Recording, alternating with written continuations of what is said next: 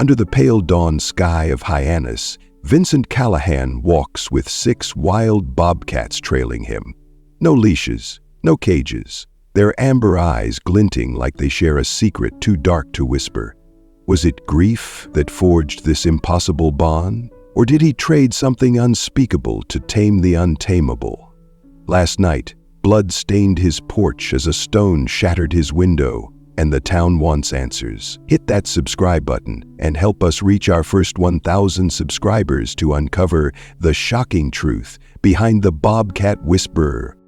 Under the pale dawn sky of Hyannis, Massachusetts, Vincent Callahan stepped out of his weathered, clapboard cottage, the salty breeze tugging at his silver hair. At 68, his face bore the deep lines of a man who'd wrestled with life and lost more than he'd won. But it wasn't his rugged appearance that stopped the sleepy seaside town in its tracks. Trailing him, like shadows cast by some unspoken pact, were 6 wild bobcats. No leashes, no cages, their amber eyes glinting with a quiet intensity that felt almost human. Their tawny coats shimmered in the early light, tufted ears twitching as they moved in perfect unison. Luna, the graying elder, Titan and Orion, the muscled brothers, Selene and Nyx, the lithe sisters, and Apollo, the massive loner bringing up the rear. Tourists gaped from the harbor pier, smartphones trembling in their hands, while locals whispered behind cupped palms, dubbing him the Bobcat Whisperer, a title Vince neither sought nor denied. The procession cut through Ocean Street, a daily ritual that had turned Hyannis into a reluctant spectacle. "Morning, Vince," called Eliza Harper, the wiry owner of Harborside Coffee, wiping her hands on an apron stained with yesterday's brew. She'd long since stopped blinking at the sight, but others couldn't help themselves. A mother yanked her toddler closer as they passed, muttering, "Those things could rip us apart."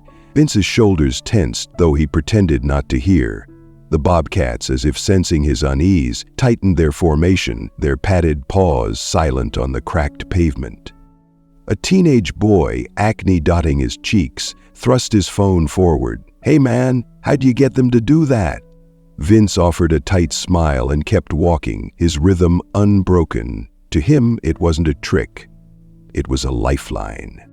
But not everyone saw it that way. Ryan Kessler, a lanky 22-year-old with a chip on his shoulder, leaned against a lamppost, arms crossed, his dark eyes narrowing as Vince passed.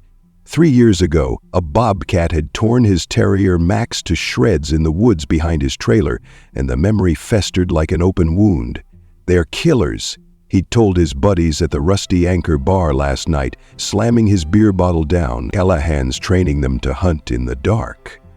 "I'd bet my life on it." That morning, as the sun climbed higher, Ryan's suspicion hardened into something uglier. By noon, a crude wooden sign appeared outside Vince's cottage, nailed into the sandy soil. "Free them or we will." The words were scrawled in red paint. Or was it something else? The rumor mill churned faster than the tides, splitting the town in two. Some swore Vince used hidden tech, shock collars buried under fur, maybe even microchips. Others whispered darker tales, a man so broken he'd sold his soul to the wild. Inside his cottage, Vince knelt by the window, peering through salt-fogged glass as Luna pressed her grizzled muzzle against his hand. At 14, she moved slower now, her spotted coat thinning, but her eyes still burned with a knowing glow. She'd been the first hit by a car a decade ago, her body crumpled in a ditch until Vince nursed her back to life. The others followed over the years, each a survivor of hunters, traps, or starvation, drawn to him like moths to a flame. But last night something shifted. A sharp crack had jolted Vince awake, glass shattering, a stone skittering across his porch. Luna hissed, her ears flat, as Titan paced the room, a low growl rumbling in his throat. Vince's heart thudded, not for himself but for them. He'd sworn after losing Margaret and Lily, his wife and daughter, stolen by a texting driver's carelessness, that he'd never let another soul suffer on his watch. Had he failed them already? As the sun dipped below the horizon, casting long shadows over the cove, Vince installed a cheap security camera, its red light blinking like a wary eye. He didn't know then that it would only deepen the mystery, or that Ryan's next move would stain his porch with blood. The next evening, as dusk painted Hyannis in shades of bruised purple, Vincent Callahan stood frozen in his doorway, staring at the jagged hole where his porch window used to be. Shards of glass glittered on the weathered boards, catching the last rays of light, but it was the smear of blood, dark and sticky, pooling near Luna's favorite perch, that turned his stomach to ice. The stone that did it lay innocently a few feet away, its edges stained crimson, a silent witness to the chaos that had erupted the night before. Vince dropped to his knees beside Luna, her grizzled fur matted with red where a shard had sliced her foreleg. "I'm sorry, girl," he whispered, his voice cracking as he pressed a rag to the wound, her shallow breaths puffing against his trembling hands. Titan and Orion prowled the room, their growls vibrating through the walls, while Selene, Nyx, and Apollo pressed close, their amber eyes darting to the shadows beyond the broken pane. Outside, Ryan Kessler smirked from the edge of the woods, his knuckles still raw from gripping the stone. He'd rallied his crew, 3 buddies fueled by cheap beer and old grudges, convinced Vince Bobcats were a ticking time bomb. "He's got them hunting at night," Ryan had hissed at the rusty anchor, his voice loud enough to turn heads. "That freak's gonna get someone killed, just like Max." The bar had buzzed with murmurs. Some nodded, others shrugged, but no one stopped him when he stormed out, stone in hand. Now, as he watched Vince scramble to save Luna, a flicker of doubt gnawed at him, quickly drowned by the bitter taste of revenge. He didn't see the security camera's red eye blink to life above the porch, capturing every move in grainy detail. By morning, the footage leaked. Someone had hacked Vince's cheap system, and the clip spread like wildfire across Hyannis's Facebook groups. "Proof," Ryan posted. The video showing Vince hunched over Luna, blood on his hands, the Bobcats circling like a pack of wolves. "He's torturing them. Look at that blood." Comments exploded. "Shock collars, I bet." "No way, he's too soft for that. Call the cops." Vince, oblivious to the digital storm, carried Luna inside, her weight heavy in his arms. He mixed a poultice from his kitchen stash, raw meat, vitamin powder, a hidden antibiotic pill. His hands steadied despite the ache in his chest. The others ate in silence, their bowls lined up like sentinels. But Luna only licked weakly at hers, her eyes half closed.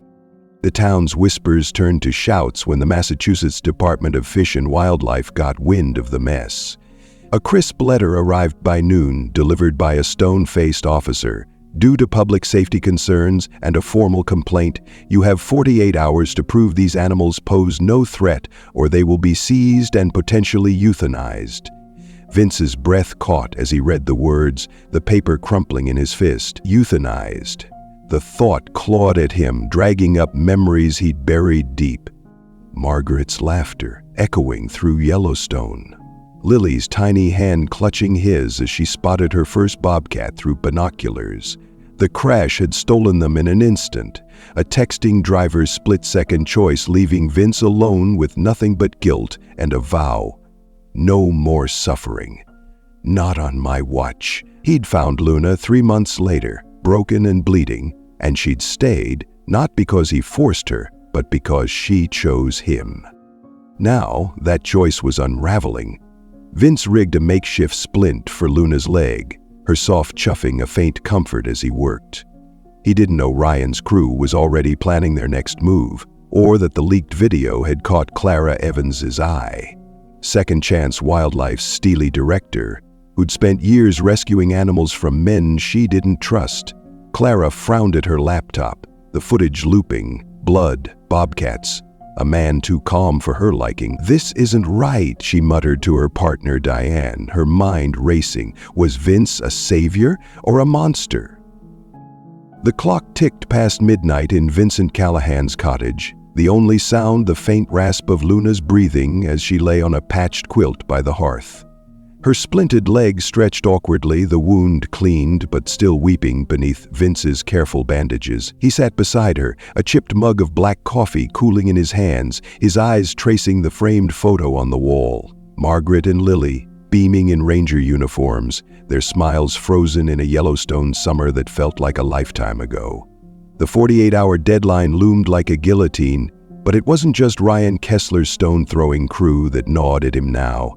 A new shadow had crept into his sanctuary, one that cut deeper than glass. Earlier that day, Clara Evans had made a call from her cluttered office at Second Chance Wildlife, her fingers drumming on a desk littered with rescue logs. She'd seen the leaked video, Vince cradling a bleeding Luna, the Bobcats circling, and her gut twisted. Years ago, she'd pulled a bobcat cub from a roadside cage, its fur singed by a poacher's torch. And the memory fueled her distrust of men who kept wild things too close. "He's hiding something," she told Diane, her voice sharp. "No one bonds with 6 apex predators like that without a catch." Diane shrugged, sipping tea. "Maybe he's just broken enough to understand them." Clara didn't buy it. She needed proof, and she knew exactly who to ask. Ethan Powell, Vince's old partner from Yellowstone, a wiry photographer with a knack for sniffing out secrets. Ethan hadn't spoken to Vince in a decade, not since the crash that shattered their trio, Margaret, Lily, and Vince, the family he'd envied from the sidelines. Guilt had driven him away, but Clara's call stirred something darker, doubt. "He was a wreck after they died," Ethan told her over the phone, his voice low. "Tried to off himself once, out in the wild. I found him surrounded by bobcats, alive somehow. Never made sense." Clara's eyes narrowed. "You think he did something to them? Drugged them, maybe?" Ethan hesitated. "I don't know, but I'll find out." That evening, he slipped into Hyannis under a drizzling sky, a plastic vial in his pocket for fur samples, his camera slung over his shoulder like old times. Vince spotted him from the porch, Ethan's familiar slouch cutting through the fog like a ghost. "What the hell are you doing here?" Vince barked, stepping outside as Titan growled low. Ethan raised his hands, rain streaking his glasses. "Clara's worried, Vince. Says those cats aren't natural. I just need to see." Before he could finish, Vince lunged forward, grabbing Ethan's collar. "You think I'd hurt them after everything we lost?" His voice broke, tears mixing with the rain. "You were family, Ethan. You left me." Ethan shoved him back, guilt flashing in his eyes. "You stopped being human out there. I saw those bobcats. They should have torn you apart, but they didn't. Tell me why." Vince staggered, the fight draining from him. "Because they knew I was already dead inside." Ethan fled, leaving the vial empty but his doubt heavier than ever. Inside, Vince sank beside Luna, her muzzle nudging his hand as Celine and Nix pressed against him, their warmth a fragile shield. He hadn't told Ethan the whole truth. That night in Yellowstone, broken and bleeding from his own despair, he'd howled into the dark. And the bobcats had answered, not with claws, but with presence, circling him until dawn broke. Luna had come later, then the others, each finding him in their own shattered way. Now, Ethan's betrayal stung worse than Ryan's stone, a blade twisting in an old wound. Clara poring over Ethan's shaken report. No samples, but he's hiding something. Dialed the wildlife department again, her resolve hardening. As Vince stroked Luna's fur, her amber eyes met his, steady despite the pain. He didn't know Ethan's words had sealed his fate, or that Ryan's crew was already gathering in the woods, torches flickering. The morning sun barely pierced the gray haze over Hyannis as Vincent Callahan stood in his cottage, the air thick with dread. Luna lay on the quilt, her splinted leg trembling, her breaths shallow and uneven, while Titan, Orion, Celine, Nix, and Apollo formed a silent circle around her, their amber eyes locked on the back door. Vince's hands shook as he adjusted his worn leather vest, the 48-hour deadline crashing down like a wave he couldn't outrun. Outside, gravel crunched under tires. A white SUV with the Second Chance Wildlife logo pulled up, followed by a state wildlife truck and a police cruiser. Clara Evans stepped out first, her clipboard clutched like a shield, flanked by Dr. Laura Hayes, a wiry vet with a medical bag. Mark Tanner, a grizzled wildlife officer, and a young cop whose hand hovered near his holster. Vince opened the door before they could knock, his voice steady despite the storm inside. "Come in." The group filed past, their boots thudding on the hardwood, tension crackling like static. Clara's eyes darted to Luna, then to Bobcats, her jaw tightening. "Where's the proof they're safe?" she demanded, her tone clipped from years of distrust. Mark scanned the room, his brow furrowing. "Paperwork's in order, but this isn't normal. 6 wildcats? No restraints?" Dr. Hayes knelt by Luna, her fingers gentle as she checked the wound, but her gasp broke the silence. "She's septic. This is serious." Vince's heart sank, his knees buckling as he dropped beside Luna, stroking her grizzled fur. "I tried," he whispered, tears brimming. Mark cleared his throat. "We've got orders, Vince. Hand them over or we take them by force." The cop shifted, his hand now on his gun, and the Bobcats tensed, their ears flattening. Vince's gaze hardened. "You'll have to kill me first." He reached into a drawer, pulling out an old revolver, the one he'd pressed to his temple a decade ago after Margaret and Lily were torn from him. He slammed it on the table, the metal glinting in the dim light. "If you take them, I'm done." The room froze, the cop's hand twitching, Dr. Hayes' eyes widening. Clara stepped forward, her voice softer now, breaking. "You don't have to do this. Let me help you save them."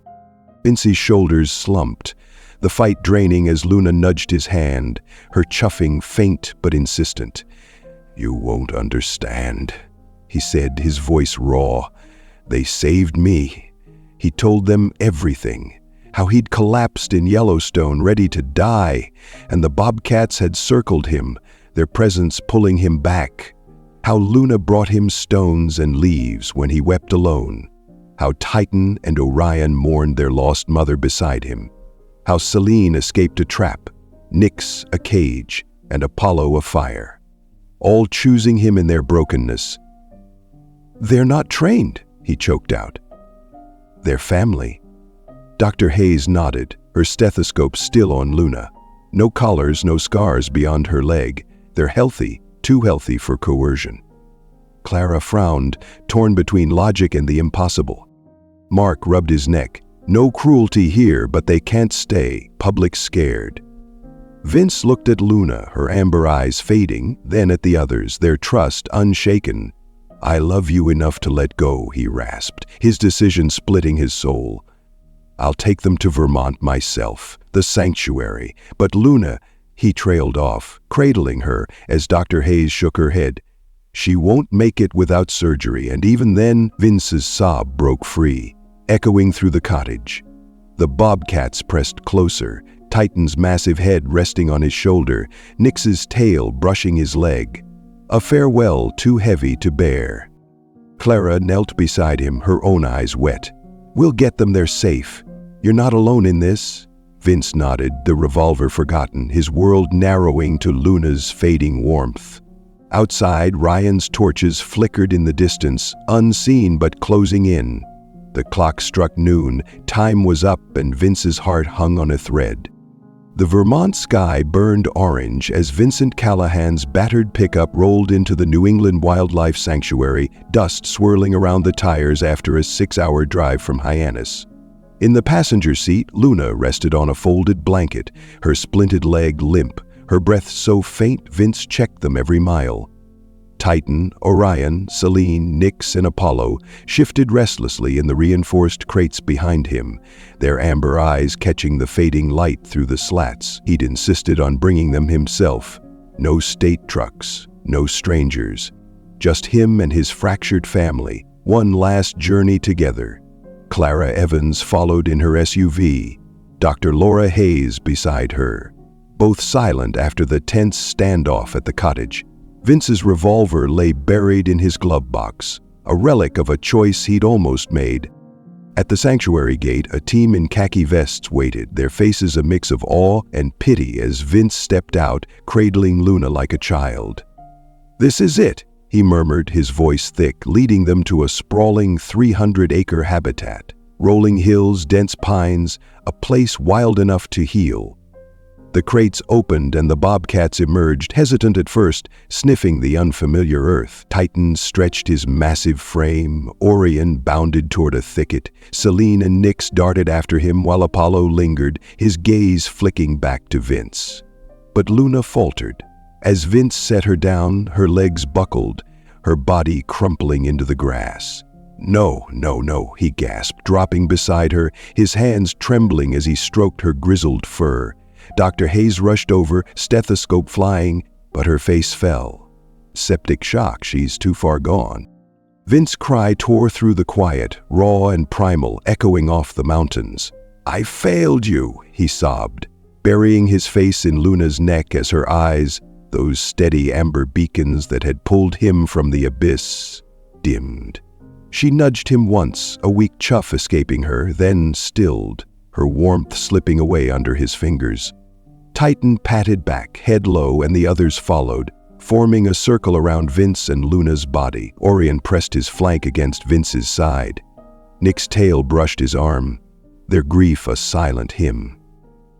Clara stood frozen, tears streaking her cheeks, her clipboard forgotten. "I was wrong," she whispered to Dr. Hayes. "This wasn't control. It was love." The sanctuary team worked gently, lifting Luna's body for burial as Vince watched, hollowed out but clinging to the Bobcat's presence. They stayed with him until dusk, then one by one, Titan leading, drifted into the habitat, their silhouettes vanishing into the twilight. Vince sat alone by the fence, the weight of goodbye crushing his chest, until Clara approached, hesitant. "I misjudged you," she said, her voice. "They healed you as much as you healed them." He nodded, too drained to speak, but her next words sparked something. "The sanctuary wants you to stay. Consult, teach us what you know." Vince's eyes widened, a flicker of purpose piercing the dark. 6 months later, Vince's cottage in Hyannis was sold, his photography gear donated to a local college. He lived now in a cedar cabin near the sanctuary, his days split between snapping shots of resident wildlife and guiding injured Bobcats back to health.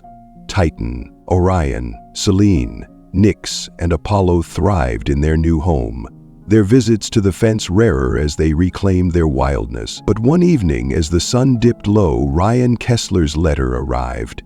Scrawled on crumpled paper, "I was wrong, Vince. I'm sorry. Teach me how to protect them like you did." Vince smiled faintly, penning a reply, then opened a notebook. His first line read, "Was I wrong to keep them so long, or right to give them a family when they had none?" Standing by the fence, Vince watched the stars emerge, the Bobcats' distant calls a bittersweet lullaby. His question lingered, unanswered, a gift to those who'd read his story. Did Luna's death have to happen to set Vince free? Should he forgive Ryan? Tell us below and subscribe. We're so close to 1,000 to keep this hope alive.